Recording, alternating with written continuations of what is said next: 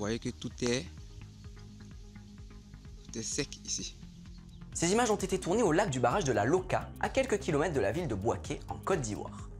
Depuis début avril, ce lac est quasiment vide, en partie à cause d'une forte sécheresse. Et comme ce lac fournit habituellement 70% de l'eau consommée en ville, les habitants sont donc touchés par une pénurie d'eau sans précédent.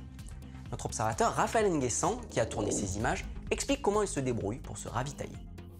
3 quarts de la population souffre de la crise d'eau à Bouaké. Il y a le quartier Air France qui est alimenté par le petit barrage qui est fourni en eau.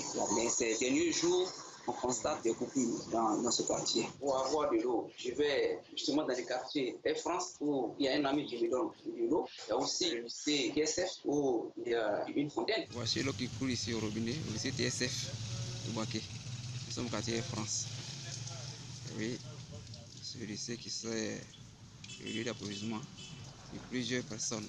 Pour avoir aussi de l'eau, j'attends patiemment quand il pleut. Quand je vois qu'il y a la pluie, je viens de rapidement un récipient pour recueillir de l'eau de pluie pour la lessive, les toilettes. Beaucoup d'habitants récupèrent également de l'eau dans des puits, dans des petites rivières voisines ou dans des marécages.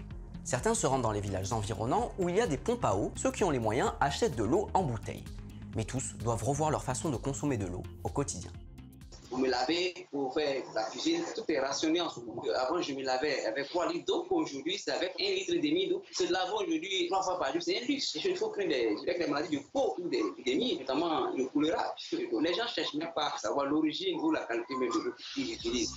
Début mai, la Banque mondiale a annoncé qu'elle appuierait le gouvernement ivoirien à hauteur de 7,5 millions d'euros pour accélérer la mise en œuvre de solutions d'urgence.